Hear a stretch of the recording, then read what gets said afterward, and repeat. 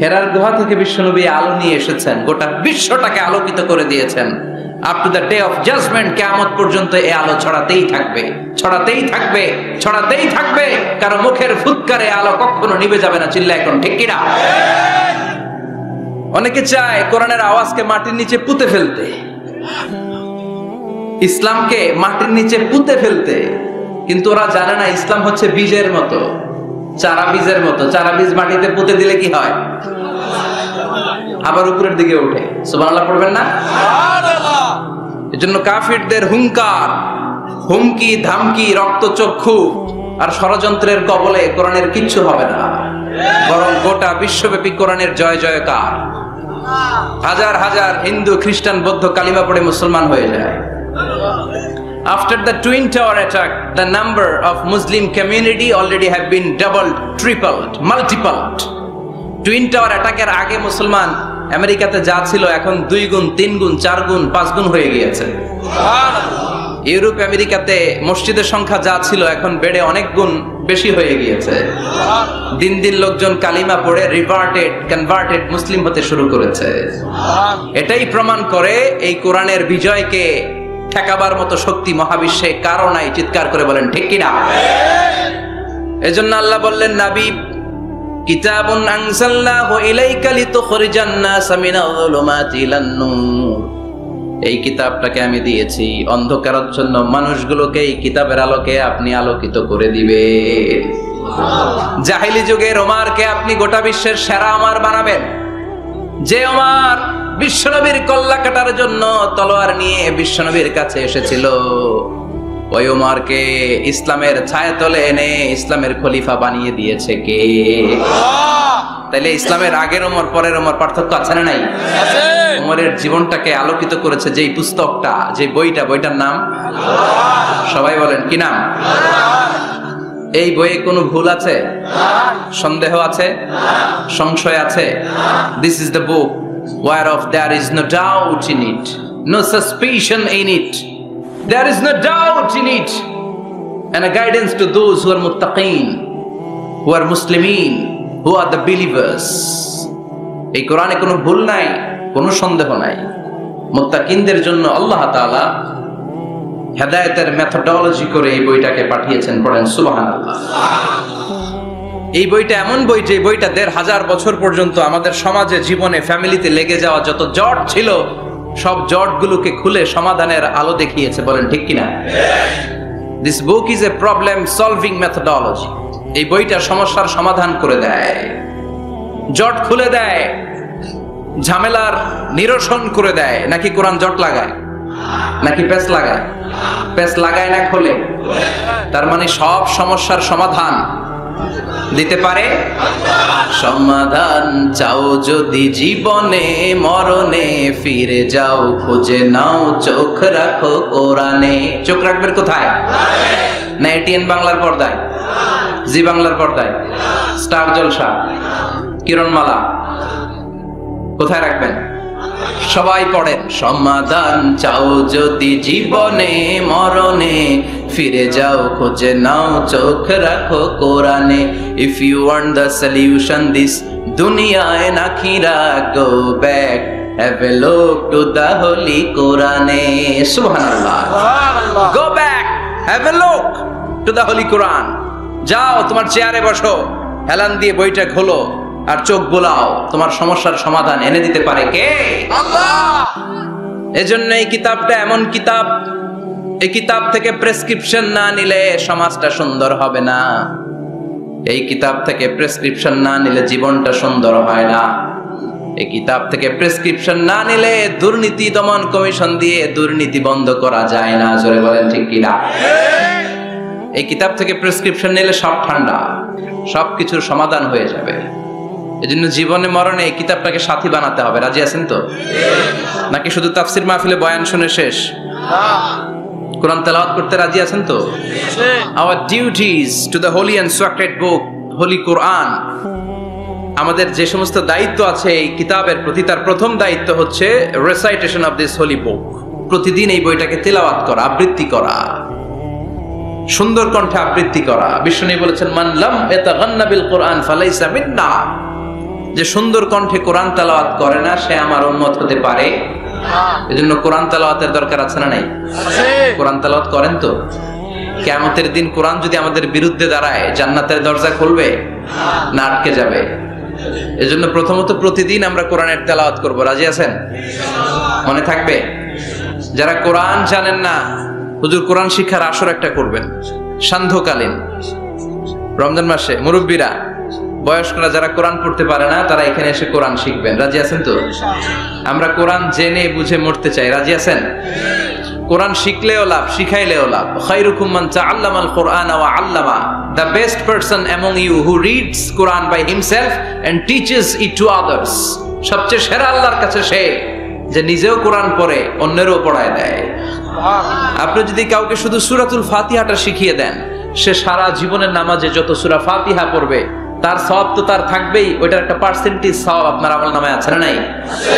কি এক কিতাব, এক অক্ষর পড়লে 10টা নাকি। সুবহানাল্লাহ বাড়িতে যায় বললেন, এক আয়াত পড়লে জান্নাতের বিল্ডিং এক এক তলা করে লম্বা হতে থাকে। তেলাওয়াত নিজ কান দিয়ে ঠান্ডা মাথায় শুনলে আকাশ থেকে রহমতের ঝিরিঝিরি বারিধারা নামতে থাকে। অন্যকে শিখাই দিলে আল্লাহর কাছে শ্রেষ্ঠ লোকদের তালিকায় নাম চলে যায়।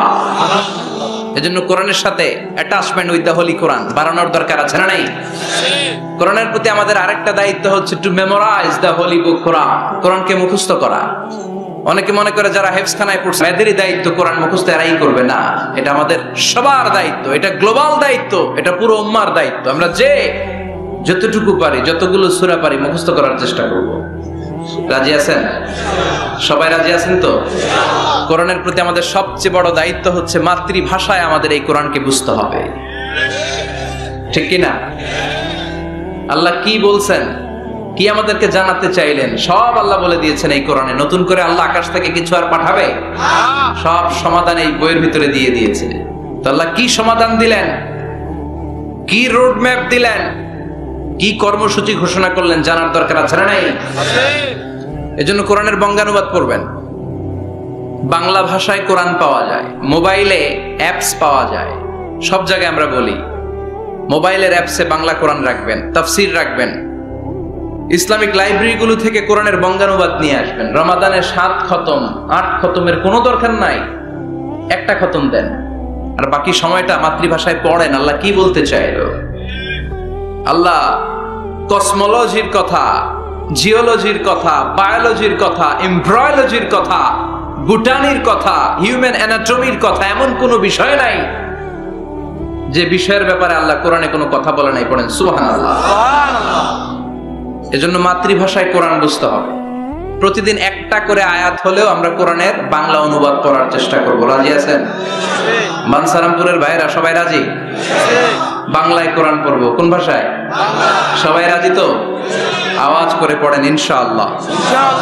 আল্লাহ তুমি কবুল করো, আল্লাহ তুমি বরকত দাও।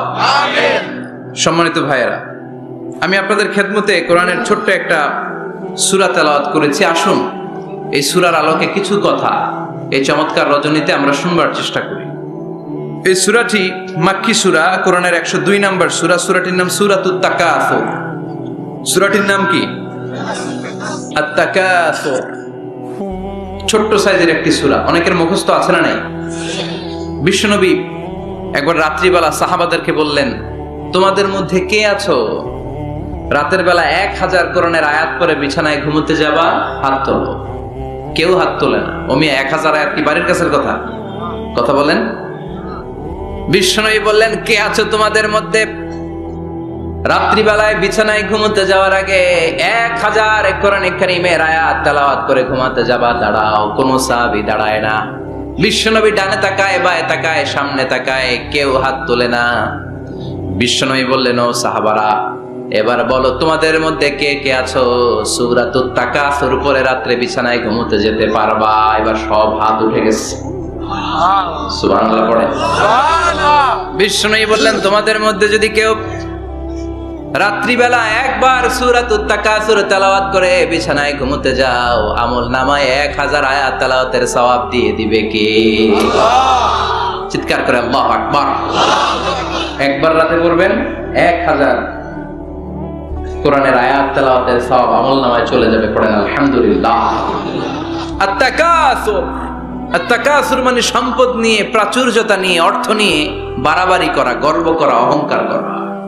সাহাবাদের মধ্যে দুইটা গ্রুপ, কথা বলতে বলতে কথার পিঠে কথা, কথার নাম লতা, ঠিক কিনা? কথা বলতে বলতে ঝগড়া লেগে গিয়ে দুই গ্রুপ, বলে আমরা বেশি সম্মানিত, আরেক গ্রুপ বলে তোরা না আমরা। একদল বলে আমাদের ওটের সংখ্যা বেশি, তোমাদের এত ওট নাই। আরেক দল বলে আমাদের ছাগলের সংখ্যা বেশি, তোমাদের এত ছাগল নাই। আরেক দল বলে আমাদের দলে নেতা খেতার সংখ্যা বেশি, তোদের দলে কোনো নেতা নাই। এই কথা নিয়ে ঠেলাঠেলি আছে না নাই? তার মানে সাহাবারা দুনিয়ার ভোগের সামগ্রী, দুনিয়ার সম্পদ, ক্ষমতা নিয়ে পরস্পর ঝগড়া শুরু করে দিল। সাহাবীদের সাথে বিষয়টা মানায় না। সাহাবীদেরকে শিক্ষা দেওয়ার মাধ্যমে গোটা বিশ্বের জন্য আল্লাহ মেসেজ হিসেবে ওই মুহূর্তে সূরাটা নাজিল করে বললেন, আলহাকুমুত তাকাসুর হাত্তা যুরতুমুল মাকাবির। পড়েন আল্লাহু আকবার।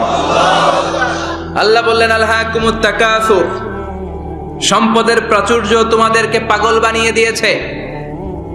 হাত্তা যুরতুমুল মাকাবির, এই সম্পদের প্রাচুর্যতার কথা, মোহের কথা তোমরা বলতে পারবে না যতক্ষণ না তোমরা কবরে যাবা। কই যাবা?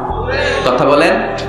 একদিন মাটির ভেতরে হবে ঘরে মন আমার, কেন বাঁধো দালান ঘরে মন আমার, কেন বাঁধো দালান ঘর। একদিন মাটির ভেতরে হবে ঘরে মন আমার, কেন বাঁধো দালান ঘর। কবরের ঘর আসল ঘর, এটা আল্লাহ বুঝাতে চাইলেন। হাত্তা যুরতুমুল মাকাবির, মাকবার মানে কবরস্থান, এটার প্লুরাল হলো মাকাবের। আল্লাহ বললেন এই কবরস্থানে যাওয়ার আগ পর্যন্ত দুনিয়া কামানোর লোভ আর লালসা তোমাদের কমবে। আলহাকুমুত তাকাসুর, দুনিয়ার প্রাচুর্যের লোভে পড়ে, মোহে পড়ে তোমরা পাগল হয়ে গিয়েছো। সম্পদ আর অর্থের বড়াই করতে করতে আখিরাতকে তোমরা বেমালুম ভুলে গিয়েছো। এই দুনিয়া আসল দুনিয়া নয়, আসল জগৎ হলো আখিরাতের জগৎ। বলেন ঠিক কি না? আলহাকুমুত তাকাসুর, অর্থ, সম্পদ, বিত্ত, বৈভব, ক্ষমতা, এগুলো অর্জনের আকাঙ্ক্ষা আমাদেরকে পাগল বানিয়ে দিয়েছে। কিসের নেশায় যে আমরা ছুটছি, শুধু ছুটছি প্রতিযোগিতার প্রতিযোগিতা, কোন দিকে যে যাচ্ছি আমরা নিজেরাও জানি না। জোরে বলেন ঠিক কিনা? চাহিদার আমাদের শেষ নাই, যার যত বেশি তার চাহিদা তত বেশি। গাড়ি আছে বাড়ি চাই, বাড়ি আছে নারী চাই, এটা আছে ওটা চাই, ওটা আছে সেটা চাই, এরকম চাহিদা আছে না নাই? যারে আল্লাহ দিয়েছে বেশি তার চাহিদাও তত বেশি, ঠিক কিনা? এজন্য আল্লাহ বললেন আলহাকুমুত তাকাসুর, তোমাদের চাহিদার কোনো কমতি নাই, তোমাদের চাওয়া পাওয়ার কোনো শেষ নাই। যার সাইকেল আছে সে মোটর সাইকেল চায়, মোটর সাইকেল আছে তো প্রাইভেট কার চায়, প্রাইভেট কার আছে মনে মনে ভাবে প্লেনে চড়তে পারলে একটু ভালো হয়। এরপরে কয় হেলিকপ্টার আছে না নাই? যিনি মেম্বার হয়েছেন তিনি ভাবলেন সামনে চেয়ারম্যান হইলে একটু ভালো হয়। যিনি আপনাদের ভোটে চেয়ারম্যান হয়ে গেলেন মনে মনে ভাবে এবার যদি একটু পার্লামেন্টে যাইতে পারি খারাপ হয় না। কথা কন, পার্লামেন্টও নিছেন ওনারে, এবার মনে মনে ভাবে একটা মন্ত্রণালয়ের দায়িত্ব যদি পাই খারাপ হয় না, এলাকার উন্নয়ন বেশি বেশি করা যাবে। মন্ত্রীও হয়ে গেছে, এবার মনে মনে ভাবে আর আছে একটা। জোরে কন, ওইটার সুযোগ এই দেশে নাই, ওইটার সুযোগ এই দেশে নাই, হয় উনি নয় উনি। কথা কন, এই দুই ফ্যামিলির বাইরে আমাদের আর কোনো গতি নাই। তো গতি যেহেতু নাই, ওনারা ভালোভাবে চালাক, আমাদের কোনো কথা নাই। জোরে বলেন ঠিক কিনা? যারাই আমাদের নেতা হবে আল্লাহ সুন্দরভাবে তাদেরকে দেশটা চালানোর তৌফিক দাও, পড়ে আমিন। এজন্য আল্লাহ বললেন আলহাকুমুত তাকাসুর হাত্তা যুরতুমুল মাকাবির, দুনিয়ার লোভ লালসা প্রতিযোগিতা তোমাদেরকে পাগল বানিয়ে দিয়েছে। পাগল পাগল হয়ে গিয়েছি, আরো চাই, আরো লাগবে, আমার আরো লাগবে, এরকম মানসিকতা আমাদের অন্তরের ভেতরে আছে না নাই? এই মানসিকতারে বলে ফকিরি মানসিকতা। কথা কন, বারবার যারা চায় রে কি বলেন? ফকিন্নি।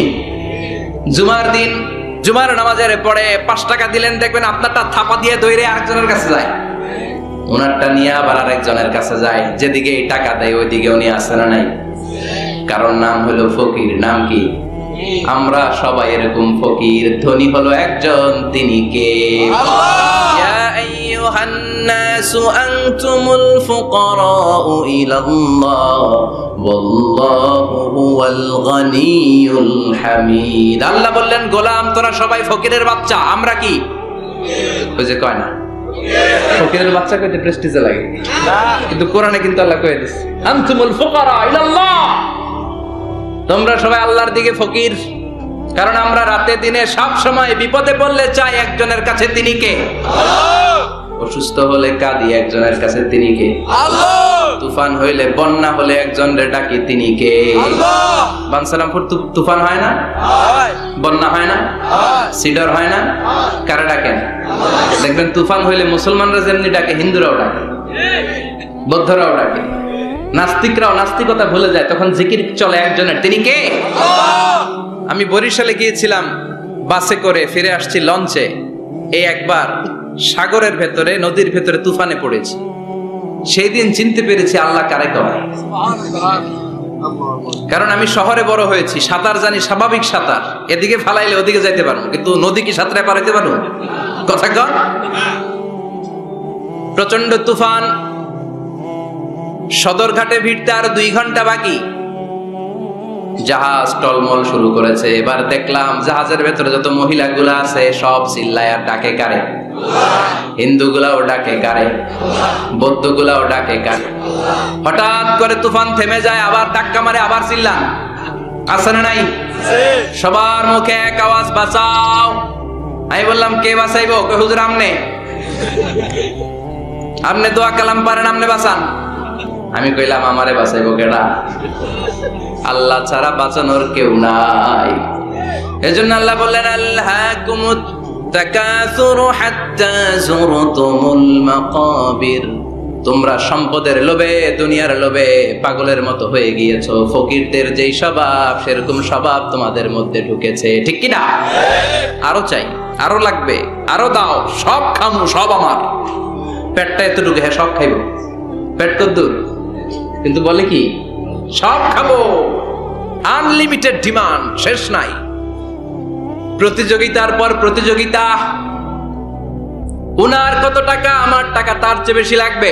ওর বাড়ি কয়টা, আমার বাড়ি আর কয়েকটা বাড়ানো লাগবে। ওর বিল্ডিং যদি হয় 5 তলা, আমার লাগবে 6 তলা। কিন্তু উনি তাহাজ্জুদ পড়ে, আমারও তাহাজ্জুদ পড়া লাগবে। এই টেনশন আছে নাকি? কথা বলেন। ওনার বাড়ি 5 তলা, আমারটা লাগবে 8 তলা। বিষ্ণু বলেছেন, one of the minor sign before the day of judgment, people will start to compete to construct high-rise buildings. কিয়ামতের আগে লোকজন বড় বড় বিল্ডিং বানানোর প্রতিযোগিতা শুরু করে দেবে। وأن ترى الحفاة العراة العالة رياء الشاء يتطاولون في البنيان. বিষ্ণু বললেন, তোমরা দেখবে এমন কিছু লোক সমাজের গরিব ছিল, পায়ে দেওয়ার মতো জুতা ছিল না, গায়ে দেওয়ার মতো জামা ছিল না, পেটে দেওয়ার মতো খাবার ছিল না, হু হু করে তারা বড় লোক হয়ে গিয়েছে। আর সমাজের এদিকে সেদিকে আনাচে কানাচে বিল্ডিং বানানোর প্রতিযোগিতা করতে শুরু করেছে। আছে না নাই? বানসারামপুরে মুরব্বী যারা আছেন একটু বলেন তো, আজ থেকে 20 বছর আগে এরকম এত বিল্ডিং, টাওয়ার, ফাউন্ডেশন ছিল? কুমিল্লা শহরে, চট্টগ্রামে, ঢাকায় আজ থেকে 20 বছর আগে এখন যেমনি টাওয়ার বানানোর প্রতিযোগিতা এগুলো ছিল? কথা বলে। তার মানে এগুলো কিয়ামতের আলামত, একটার পর একটা। একজন বানায় 100 তলা, আরেকজন বানায় 150 তলা, আরেকজন বলে না আমারটা বানাইতে হবে 200 তলা। আছে না নাই?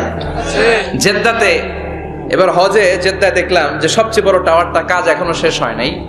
19 সালে খুব সম্ভব ওরা কমপ্লিট করতে পারবে। গত 5 বছর ধরে চালাইয়েই যাচ্ছে। কিংডম টাওয়ার 1000 মিটার উঁচু। হিসাব বুঝেন তো? 1000 মিটার মানে কয় কিলোমিটার? 1 কিলোমিটার। একটা বিল্ডিং যদি 1 কিলোমিটার উঁচা হয়, এটার সামনে যে তাকাতে পারবেন? টুপি পরে যাবে না পিছনে? কথা বলেন। 1 কিলোমিটার উঁচু, দি কিংডম টাওয়ার, সৌদি আরবের জেদ্দা নগরীতে অবস্থিত। আরেকটা আছে দুবাইতে, বুর্জ আল খলিফা, 818 মিটার উঁচু। কিংডম টাওয়ার হচ্ছে 170 তলা, আর বুর্জ আল খলিফা 163 তলা। কাবা ঘরের পাশে আরেকটা টাওয়ার আছে, জমজম টাওয়ার। এটার দিমাক্কা রয়্যাল ক্লক টাওয়ার বলে। হাজী সাহেবরা দেখে আসছেন না? বড় একটা ঘড়ির মতো তলা। কয় তলা? 120 তলা। চায়নাতে একটা আছে সাংহাই টাওয়ার। তাইওয়ানে একটা আছে দি টাইপেরাং 101, 101 তলা। আমি যেখানে পিএইচডি করি, বছরের বেশিরভাগ সময় থাকি, মালয়েশিয়াতে একটা আছে। আমরা শপিং করতে গেলে মাঝে মাঝে ওখানে যাই। দুই ভাইয়ের মতো দাঁড়ায় আছে, পেট্রোনাস টুইন টাওয়ার। স্থানীয়রা এটারে বলে KLCC। 41st 42nd ফ্লোর একটা ব্রিজ আছে, এই টাওয়ার থেকে ওই টাওয়ারে যাওয়া যায়। ইয়াতাতাওয়ালুনা ফিল বুনিয়ান, বিল্ডিং বানানোর প্রতিযোগিতা। ওমিয়া কিয়ামতের দিন ইসরাফিলের সিঙ্গার ফুৎকারে ইদা জুলজিলাতিল আরদু জিলজালাহা, একটা ভূমিকম্প যে তৈরি হবে, গোটা বিশ্বে যে একটা ভূকম্পন হবে, ওই ভূকম্পনের চোটে একটা টাওয়ারও টিকে থাকবে নাকি? থাকবে। এজন্য আল্লাহ বললেন আল্লাহকুমুত তাকাসুরু হাত্তা যুরতুমুল মাকাবির। দুনিয়ার সম্পদ, লোভ লালসা, এই সম্পদের প্রতি আকাঙ্ক্ষা তোমাদেরকে গাফেল বানিয়ে দিয়েছে। এই গাফলতি তোমাদের কমবে না, থামবে না। হাত্তা যুরতুমুল মাকাবির, যতদিন না কবরে যাও। কবরে না যাওয়া পর্যন্ত এই খাই খাই নাই নাই এই মানসিকতা তোমাদের থেকে কঠিন কালেও যাবে না। চিৎকার করে বলেন কথাটা কার? আল্লাহ। এজন্য আল্লাহ বললেন সম্পদ তোমাদেরকে পাগল বানিয়ে রেখেছে। সম্পদের পাহাড় মানুষ গড়তে চায়। আরব বিশ্বের ধনকুবেরদের সম্পদের তালিকা দেখলে আপনি অবাক হবেন। প্রিন্স ওয়ালিদ বিন তালাল, বর্তমান যেটা আছে MBS বলে ওরে সংক্ষেপে, MBS, মোহাম্মদ বিন সালমান, সম্পদের কোনো অভাব নাই। ওয়ালিদ বিন তালাল আরেক ধনকুবের, আগের বাদশাহ আব্দুল্লাহর ভাগিনা। তার একটা প্লেন আছে, পার্সোনাল জেট প্লেন। এই প্লেনটার 70% মেড অফ গোল্ড, 70% স্বর্ণ দিয়ে বানানো। Can you imagine? কল্পনা করতে পারেন? গত 2 বছর আগে আমি ব্রুনাই গিয়েছিলাম একটা প্রোগ্রামে। ব্রুনাইতে আছে পৃথিবীর সবচাইতে বড় প্যালেস, রাজপ্রাসাদ, নাম ইস্তানা নুরুল ইমান। প্রায় 2000 কক্ষ আছে ওই রাজপ্রাসাদের ভেতর। এটার মালিক হচ্ছে ব্রুনাইয়ের বাদশাহ সুলতান হাসান আল বালখিয়া। গ্র্যান্ড হায়াত নামে একটা হোটেল আছে, ওইটার মালিক। ওনার সংগ্রহে 500টা রোলস রয়েস গাড়ি আছে। কয়টা? এক একটা গাড়ির দাম কমসে কম 10 কোটি টাকা। আচ্ছা, একজন মানুষের পুরো ফ্যামিলি নিয়ে চলতে ফিরতে মজমাস্তি করতেও কয়টা গাড়ি লাগে? হ্যাঁ, একটা গাড়ি, 2টা গাড়ি, সর্বোচ্চ 3টা গাড়ি, ঠিক কিনা?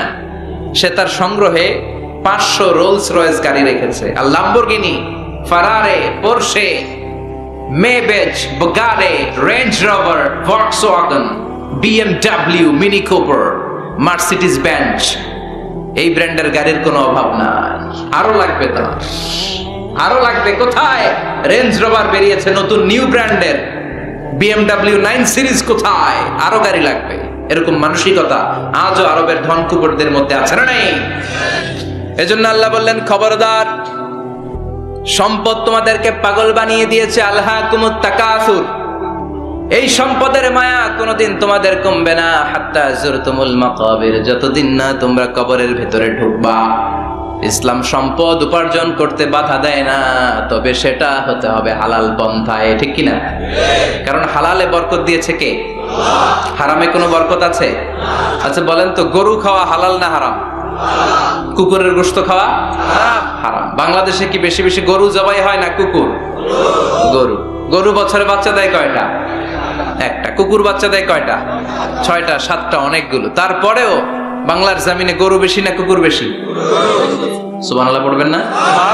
গরু খাইলামও বেশি, গরু জবাই করলামও বেশি, আবার গরু বাচ্চাও দিল কম। কুকুর খাইলাম না, কুকুর জবাইও করলাম না, কুকুর বাচ্চা দিল অনেক, কিন্তু কুকুর কম, গরু বেশি। কারণ গরু খাওয়া হালাল, আর হালালে বরকত ঢুকিয়ে দিয়েছে কে? আল্লাহ। এজন্য আল্লাহ বললেন গোলাম, হালালে বরকত, হালাল পন্থায় কোটি কোটি টাকার মালিক হন, ইসলামে বাধা নাই। তবে নিসাব পরিমাণ সম্পদ হলে যাকাত দিতে বলেছে কে? ওয়া ফি আমওয়ালিহিম হাক্কুন লিস-সাইলি ওয়াল মাহরুম তোমার সম্পদের মালিক শুধু তুমি নও, না খেয়ে থাকা সমাজের গরিবদের ওই সম্পদে ভাগ আছে না নাই? অনেকে জাকাতের শাড়ি দেয়, জাকাতের লুঙ্গি দেয়। জাকাতের শাড়ি বলতে, জাকাতের লুঙ্গি বলতে কোনো লুঙ্গি নাই, ঠিক কিনা? জাকাত হচ্ছে এমন পরিমাণে সম্পদ আপনি একজনকে দিয়ে দিবেন, ওই সম্পদ পেয়ে জীবনে আর কোনোদিন যেন তার আরেক জায়গায় জাকাতের টাকা নিতে হাত পাতা না লাগে। কিন্তু জাকাতের শাড়ি দেয়, আছে না নাই? পত্রিকায় বিজ্ঞপ্তি দেয়, আবার ওই শাড়ি আনতে যায় পদপৃষ্ট হয়ে লোকজন মারা যায়, এরকম টাকা ছাড়া নাই। এজন্য আল্লাহ বললেন, খবরদার, সম্পদ উপার্জন করো, কিন্তু নিসাব পরিমাণ সম্পদের মালিক হলে যাকাত দিবা।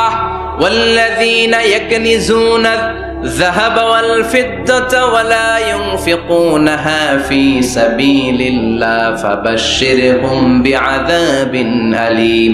যারা সম্পদের মালিক হয় কিন্তু আমার রাস্তায় যাকাত দেয় না, ও নবী, তাদেরকে আপনি কঠিন আযাবের সুসংবাদ দেন। পড়েন নাউযুবিল্লাহ। ও মিয়া, আযাবের কি সুসংবাদ হয় না দুঃসংবাদ? কিন্তু আল্লাহ সুসংবাদ বললেন কেন? কারণ আযাবটা বড় কড়া হবে। যাকাত যারা দেয় না, ব্যাংক ব্যালেন্স করে, এফডিআর করে, সঞ্চয়পত্র কিনে রাখে, ফ্ল্যাটের পর ফ্ল্যাট কিনে রাখে, জমির পর জমি কিনে রাখে, যাকাত দেয় না, ওদের শাস্তি হবে ভয়ঙ্কর। শাস্তির তীব্রতা বোঝানোর জন্য আল্লাহ বললেন সুসংবাদ। ছেলে পরীক্ষায় ফেল করেছে, গণিত পরীক্ষায়, মা বলে, ফেল করছস, তোর বাপে আসুক, এমন মাইট দিবে, মাইট খেয়ে মজা টের পাবি। ও মিয়া, মাইট দিলে কি মজা লাগে না ব্যথা লাগে? কথা কর তো। মা তো কয় মজা পাবি, মজা টের পাবি, তার মানে মাইটটা খুব কড়া মাইর হবে, কড়া। আল্লাহ বললেন, কারুনের দিকে তাকা, যারা সম্পদের যাকাত দিস না, কারুনের দিকে তাকা। সাইয়েদনা মুসা আলাইহিস সালামের চাচাতো ভাই মুসা আলাইহিস সালাম বললেন, কারুন যাকাত দাও। কয়, কেন দিমু? কারণ আল্লাহ তোমারে সম্পদ দিয়েছে। কারণ বলে, কোন আল্লাহ টাল্লাহ আমারে সম্পদ দেয় নাই। ইন্নামা উতিতুহু আলা ইলমিন ইনদি, আমার বুদ্ধি খাটিয়ে সম্পদের মালিক আমি হয়েছি। নাউযুবিল্লাহ। আমার ব্রেন খাটাইছি মিয়া, বুদ্ধি খাটাইছি, মাথার গাম পায়ে ফেলে আমি সম্পদ কামাইছি, কোন জাকাত টাকা দেব না। সাইয়েদনা মুসা আলাইহিস সালাম বললেন, দাওয়াত দেওয়ার দায়িত্ব আমার, দাওয়াত দিলাম, যাকাত দাও, না হলে কঠিন আযাব তোমার উপর চেপে বসবে। কারণ বলে, পারলে তুমি শাস্তি নিয়ে আসো। সাইয়েদনা মুসা আলাইহিস সালাম আল্লাহরে বললেন, আল্লাহ, অনেক আমি দাওয়াত দিলাম, গরিব দুঃখীদের মাঝে যাকাত দেন, আপনি শাস্তি পাঠান। রব্বুল আলামিন বললেন, কিছুক্ষণের মধ্যে পুরো জমিনটা কারুন তার সম্পদ সহ সব কিছুকে মাটিতে দাবিয়ে দিবে। ফাখাসাফনা বিহি ওয়া বিদারিহিল আরদ, হঠাৎ করে পুরো জমিন কারুনের সম্পদ সহ মাটিতে টান দিতে লাগলো। আমি জায়গাটা নিজে দেখে এসেছি, আমি মিশরে পড়াশোনা করেছি তো, মিশরের কায়রোতে ছিলাম। কায়রো থেকে প্রায় 100 মাইল দূর হবে একটা শহর আছে ফাইউম। এই ফাইউম শহরে বহাইরা কারুন, কারুনের সব সম্পদ সহ বাড়িঘর সহ জমিন যেখানে দাবিয়ে তাকে জমিনের ভেতরে বুক গর্ভস্থ মাটির ভেতরে ঢুকিয়ে ফেলেছে, ওই জায়গাটা আজও ঠিক ওই রকম আছে। ওখানে একটা লেক হয়ে গিয়েছে, হ্রদ। মিশরীরা এখন মাছ ধরে। জমিন তাকে ভিতরে টানতে লাগলো, হাঁটু পর্যন্ত টেনে ফেলার পরে সে বলে, আমি উঠে যাব।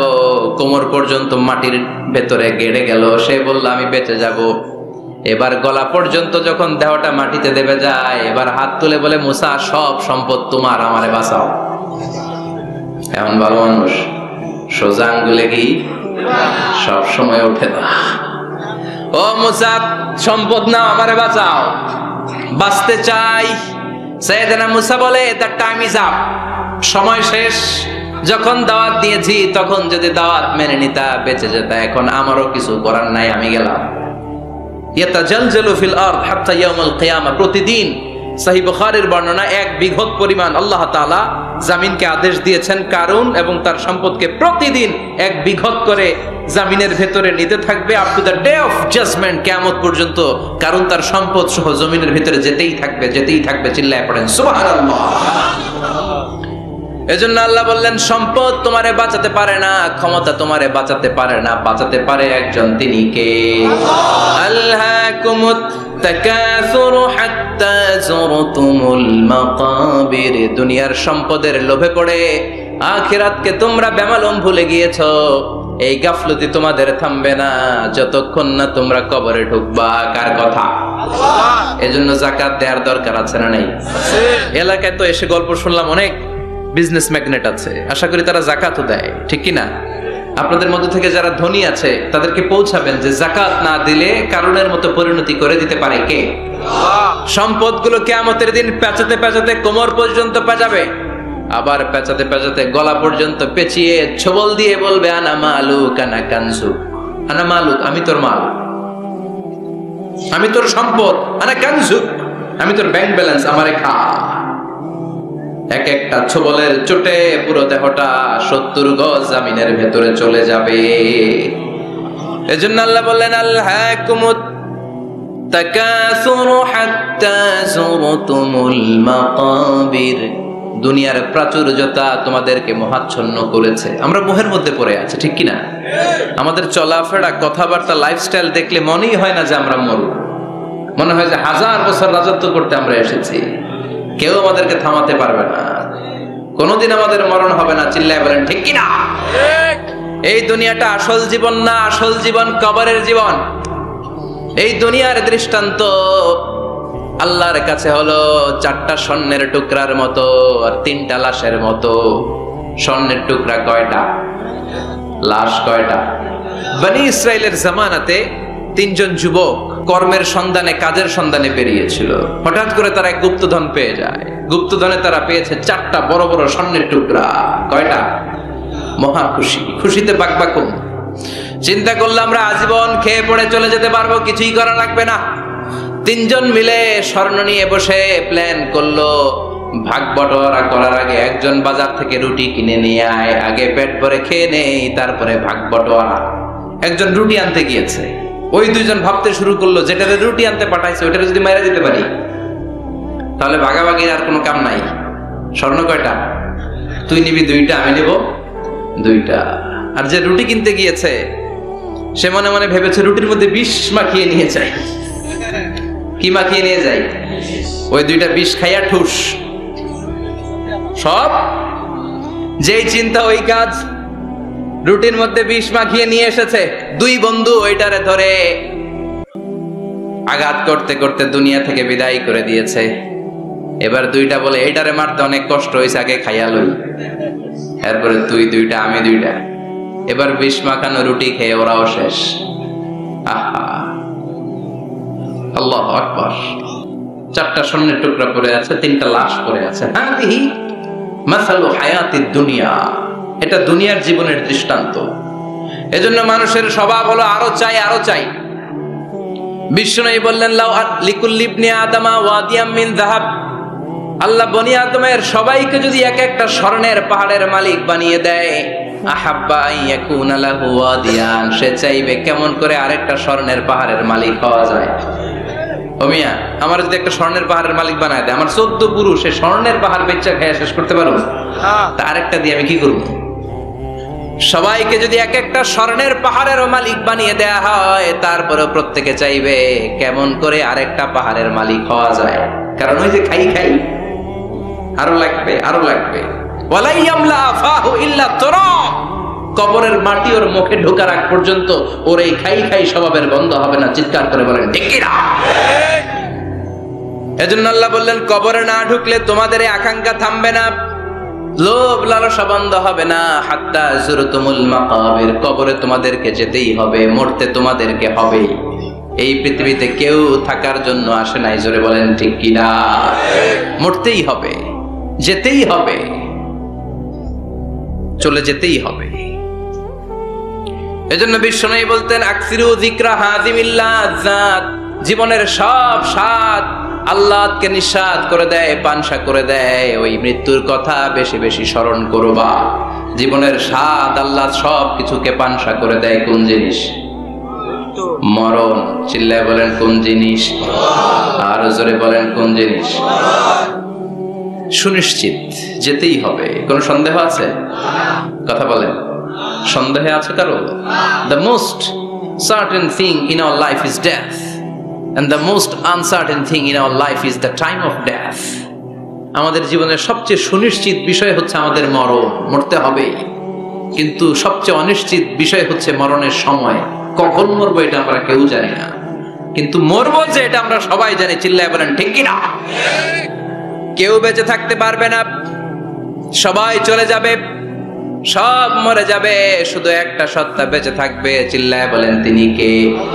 কুল্লু মান আলাইহা ফানি ওয়া ইয়াবকা ওয়াজহু রাব্বিকা যুল জালালি ওয়াল ইকরাম ফাবিআইয়ি আলাই রাব্বিকুমা তুকাযযিবান। পৃথিবীর বুকে যা দেখা যায় সব মরে শেষ হয়ে যাবে, মরবে না শুধু একটা সত্তা, তিনি কে?